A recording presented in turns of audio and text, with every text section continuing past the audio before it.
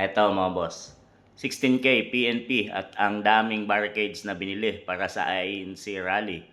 Pero yung mga binagyo, hinayaan lang ni Marcos mamatay. From Kiko Barsaga. Laging atake ni Kiko Barsaga mga boss ay tumpak. Tumpak talaga mga boss. Sa nagdaang Lindol, Bagyong Tino, Bagyong Uwan ay walang nakadeploy na mga kasunduluhan yan. Ganun karami mga boss. 16,000 na PNP pa lang yan mga boss ang dineploy paikot dyan sa Malacanang mga boss para bantayan ang Pangulo natin. Hindi lang yan. May mga militar kasundaluhan pa mga boss na talagang naka-ready para sa 3 days INC rally. Nagyanap nga mula kahapon pa yan mga boss.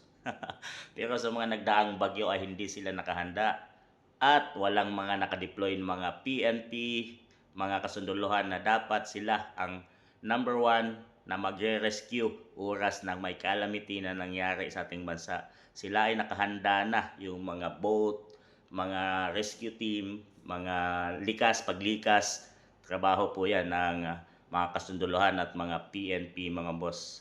Pero hindi nga ginawa ng PBBM admin yan sa mga nakadaraang calamity sa ating bansa. At ito, mas tinutukan nila ito. Siguro natakot na sila mga boss, kaya ganun na lang karami ang mga pulis na inilatag dyan sa paikot ng Malacanang. Natatakot na ba sila boss? At tama nga itong si Kiko Barsaga.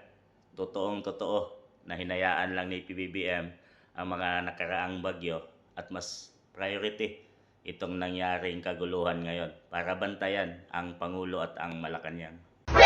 Ang nais ko talagang malaman, paano ba tayo umabot sa ganito? Paano nga ba?